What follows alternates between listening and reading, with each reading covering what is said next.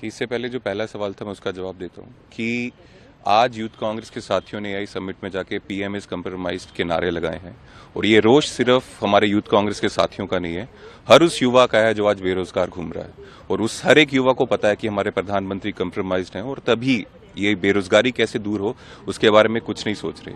ये जो trade deal अभी यूएस के साथ हुई है, हम सब जानते हैं इससे हमारे देश के किसानों को और लोगों को नुकसान होगा, फायदा सिर्फ अमेरिका को होगा।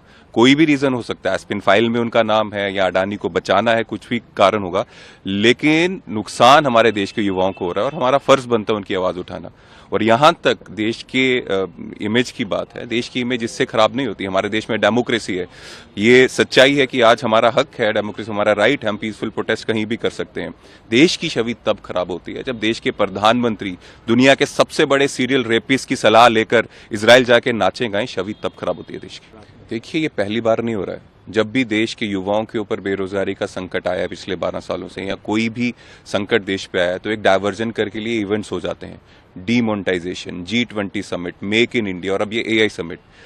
बीजेपी को या मोदी जी को शायद लगता है जब देश के इश्यूज को वो सॉल्व नहीं कर सकते या उस पर ध्यान नहीं दे सकते तो एक इवेंट करा के डाइवर्ट करवा देंगे।